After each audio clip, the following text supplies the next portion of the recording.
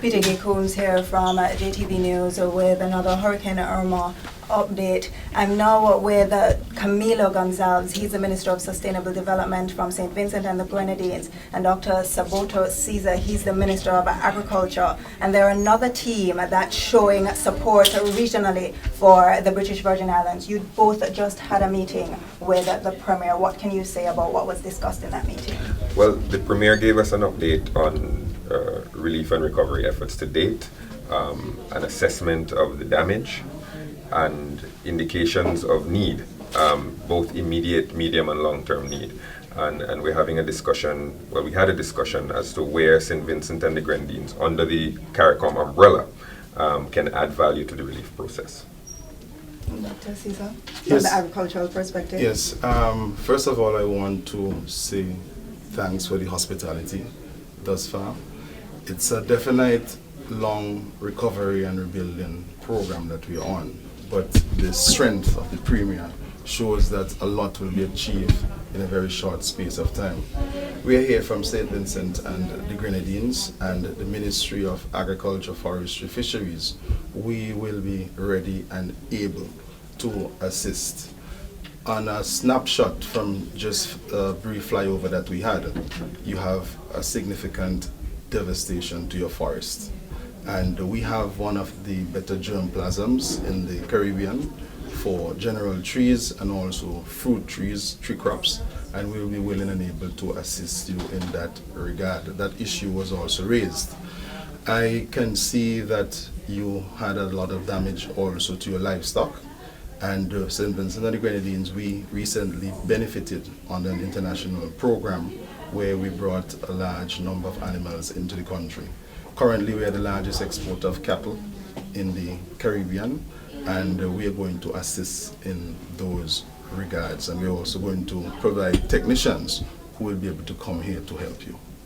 The aid and other expertise that SVG will be providing to the territory, is any of that here yet? And if not, what's the timeline? And tell me the areas that you'll be supporting in more detail. Well, Minister Caesar has been instrumental in getting a large vessel carrying different types of aid, raised both from the state entities in St. Vincent and the Grenadines and also individual donors, because St. Vincent and the Grenadines has a large sort of diaspora population here in the BVI. About 10% of the BVI population is actually Vincentian.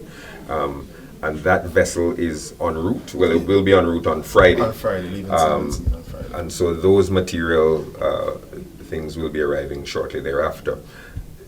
In terms of the expertise, the technical expertise, this meeting with the Premier and the regional disaster agencies was to give us a timeline as to when we should be sending our nurses, sending our power transmission people, sending our heavy equipment operators, because we don't, this timing is very important. We don't want to be a burden on the reconstruction effort, and we don't want to come too early or too late. So those skilled personnel, the artisans, equipment operators, power generation people, are not yet on the ground. But in our conversations with the Premier today and SEDEMA and some of the agencies, we will ascertain when best is it for them to come, and where they can be housed, and when they can add value to the process. It's important to stress that a number of the Vincentians who live in the BVI are skilled artisans and construction workers and are already on the ground. We met some of them on the way, helping to clear the road and helping the reconstruction efforts. But those that we are going to be sending fresh from St. Vincent and the Grenadines will in large measure depend on when the Premier thinks that the time is right. What kind of support have you been providing, if any, to Vincentians residing here? Well, that's another reason that we're having the assessment. We're assessing that. We have a town hall meeting today. Yes, we have a town hall meeting today about midday in Virgin Gorda.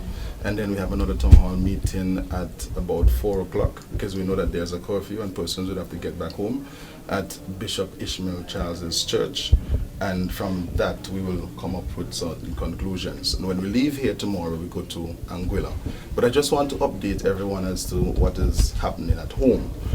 Today, started at 10 o'clock, We have several places in St. Vincent and the Grenadines where skilled workers, carpenters, masons, electricians, plumbers, they are going to register to come to either the BVI, Anguilla, or even St. Martin for the recovery process, because we want to ensure that we have all the details, we understand the skill sets, because at some point in time you'll be calling upon us. So that is taking place now.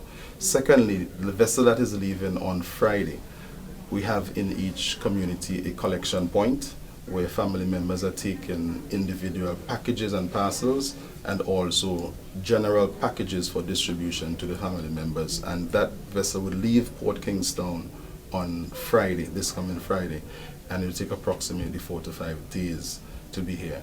And that is some assistance that will come in directly from family to family.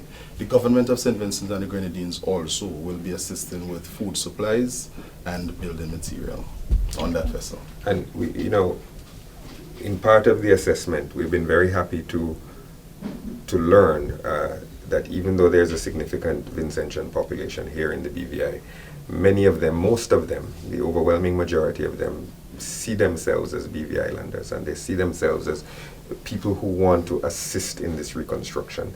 When we came, we asked other members of our team to do an assessment at the airport just immediately, because we saw a number of nationalities there trying to get out. There are people from different islands and different countries who are trying to get out. We understand there's been airlift for tourists, but there are other people trying to leave.